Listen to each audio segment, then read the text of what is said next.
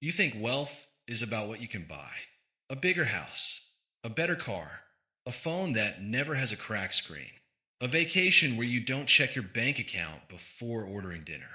But that is only the surface. Wealth is not just money, it is how much of tomorrow you are allowed to stop worrying about.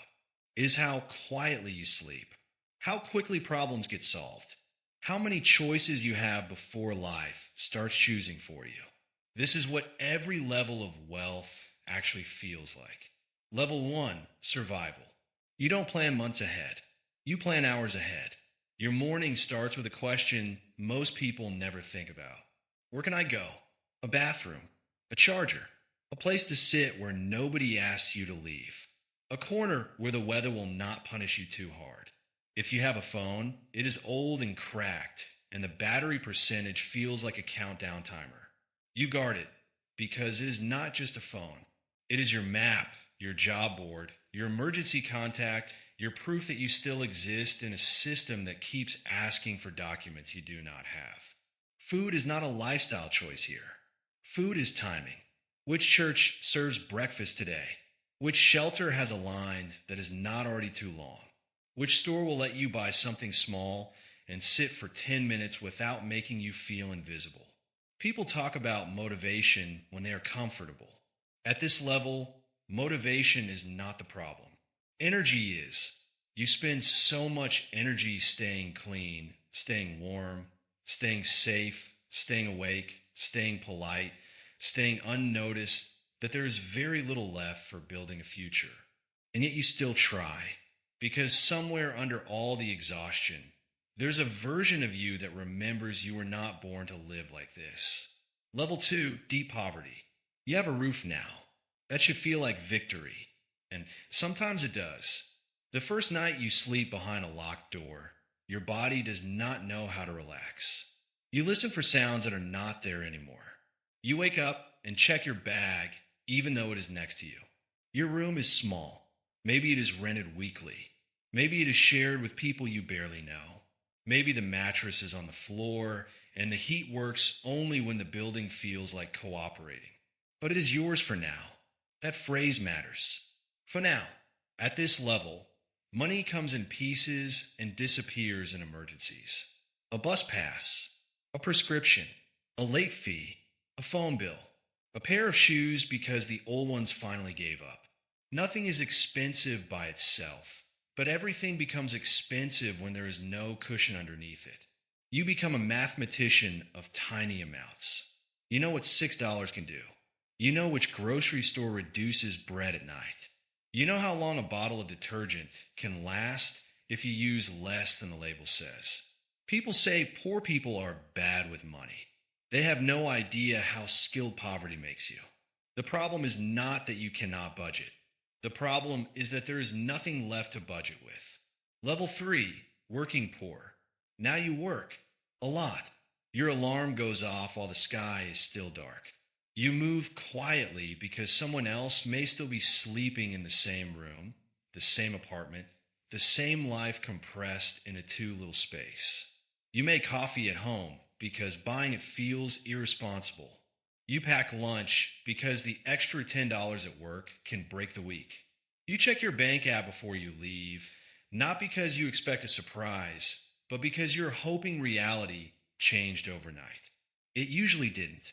Your job is real work: standing, lifting, driving, cleaning, serving, caring, smiling when people are rude, because losing the shift would cost more than pride is worth. The schedule changes. The hours change. The manager changes their mind. Your life bends around the needs of a company that would replace you by Friday if you disappeared on Monday. You're not lazy. You are tired. That is different. At night, you come home and try to improve your life in the small space between exhaustion and sleep. A course you wanted to finish. A form you need to submit. A second job you are considering. A certification video playing while your eyes slowly close. This level feels like running on a treadmill that occasionally gets faster without warning. You are moving. You are trying. But the wall in front of you does not seem to get closer. Level 4: lower middle class. This is the first level where life begins to feel organized. Not easy, organized. You have bills, but you know when they are due. You have a job, and the schedule mostly stays the same. You have insurance, even if using it still makes you nervous. You have a small emergency fund that feels less like money and more like oxygen. You're not free from stress, but you're no longer being hunted by every small problem. A flat tire is bad, not catastrophic.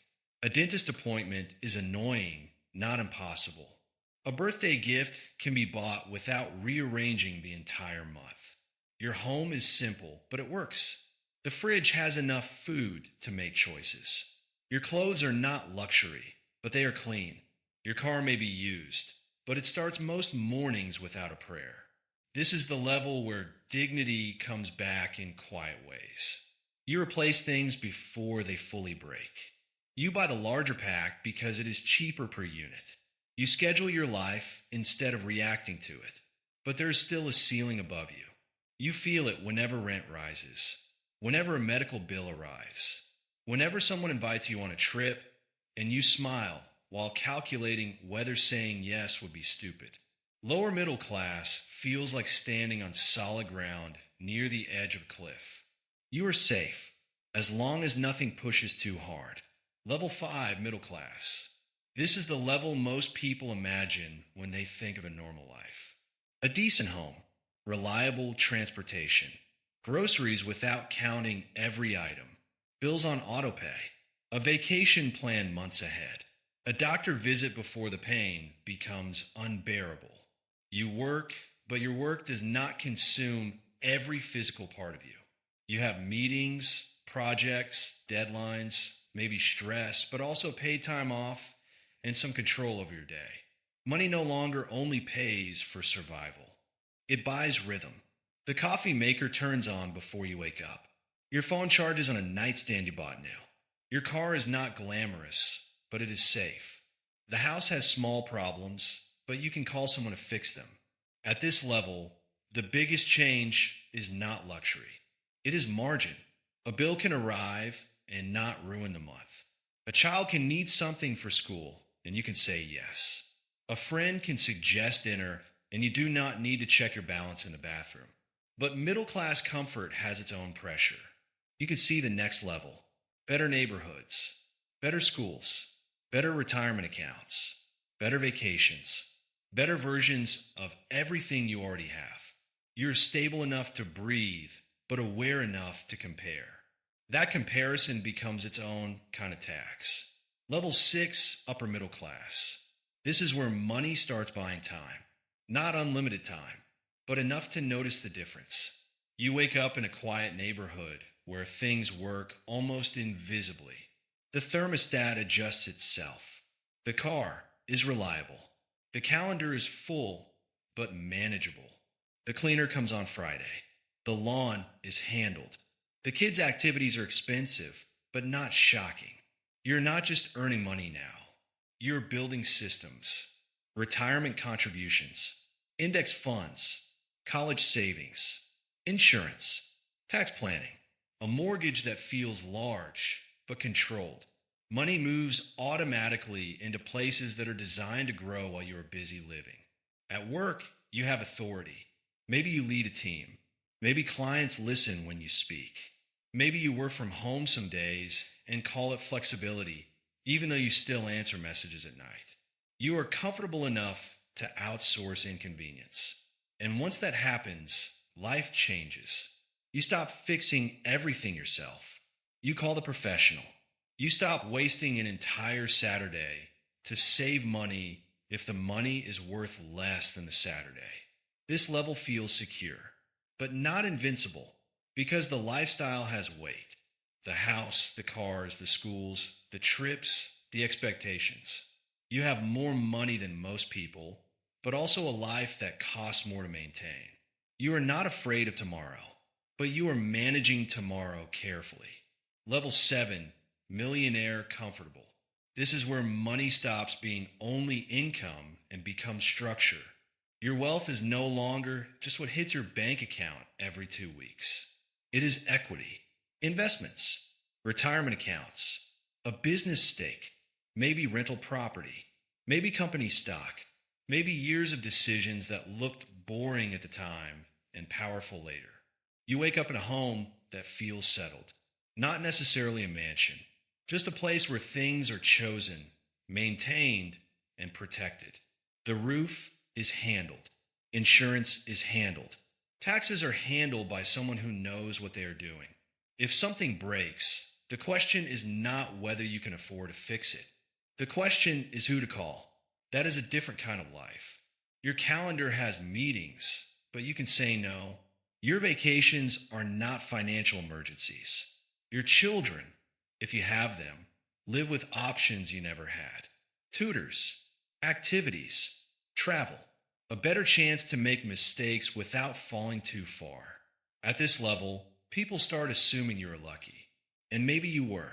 But they do not see the decades, the restraint, the compounding, the risks you did not take, the boring money decisions nobody celebrates. Comfortable wealth feels quiet. It is not private jets and diamonds. It is the absence of panic. Level 8, rich. Now money changes the size of your decisions. You're not thinking only about salary anymore. You're thinking about ownership, tax strategy, trust, liquidity, influence, protection. You may own a business, hold major investments, or have equity that changes value while you sleep. Your problems are no longer small, but they are managed by people whose job is to make them smaller before they reach you. Accountants, lawyers, advisors, assistants, managers. At this level, convenience becomes infrastructure. Travel is easier. Healthcare is faster. Access is better. People return your calls. Doors open not because you're more interesting, but because money has a gravitational field. And that is where wealth becomes strange. You start noticing how differently the world treats you. A delay becomes a priority. A mistake becomes a courtesy. A problem becomes a service request. The same world that once made you wait now rearranges itself around your schedule. It feels good. It feels uncomfortable because deep down, you understand the system did not become fair. You just move to the side of it where friction is lower. Level 9, ultra rich. At this level, money is no longer counted in purchases. It is counted in control. Your day begins with a brief, not a to-do list. Markets, legal issues, staff updates, travel options, security notes, a decision needed on investment, a donation, a property, a company, a public statement. Your life becomes too large for one person to manage alone. So a team manages the edges of it. Your home has staff. Your schedule has layers. Your privacy has strategy. Your travel can change in hours because the plane, the driver, the route, and the room can all be arranged. You do not look at prices the way other people do, but you look at risk, reputation risk, political risk, legal risk, investment risk, family risk, security risk. At this level, money solves almost every normal problem and creates abnormal ones. People want access. People want investment. People want donations. People want proximity to power. You learn to ask a different question. Not can I afford this, but what happens if I say yes? Ultra wealth feels like standing in a room where every door opens, but not every door is safe. Level 10, billionaire. A billionaire does not live like a rich person with more money. A billionaire lives inside a machine. Companies, boards, lawyers, advisors, security, public relations, government relationships, philanthropy, investments spread across industries and countries. Your wealth is not sitting in a bank account. It is alive, moving with markets, employees, news cycles, regulations, public trust. One sentence you say can shift stock prices, headlines, and thousands of people's decisions. That sounds powerful. It is, but power is not peace. Your choices are large enough to become consequences for other people. Fund a company and 1,000 jobs may exist. Sell a stake and markets may react. Support a cause and critics will study your motives. Stay silent and people will judge that too. At this level, privacy becomes luxury. Time becomes the rarest currency. And trust becomes difficult. You can buy almost anything except the feeling that someone wants nothing from you. So you protect your circle. You protect your calendar. You protect your attention because everyone wants a piece of it. A billionaire has more options than almost anyone alive. But every option comes with a shadow. Level 11, legacy. Eventually, wealth asks one final question. What was it for? Survival wanted shelter. Poverty wanted stability. The working poor wanted breathing room. The middle class wanted security. The rich wanted freedom. The ultra rich wanted control. But legacy is different. Legacy asks what remains when you're no longer there to explain yourself.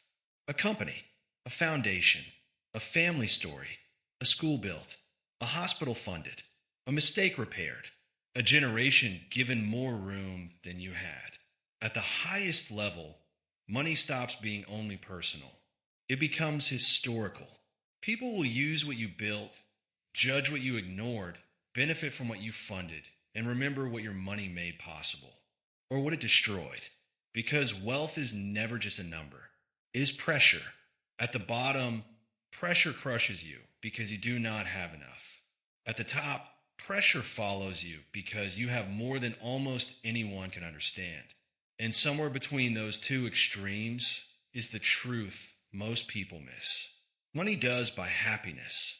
Not all of it, but it buys safety. It buys time. It buys options. It buys distance from disaster. After that, it depends on who you become when the fear finally gets quiet. This is what every level of wealth actually feels like. Not what it looks like from the outside. What it feels like from the inside.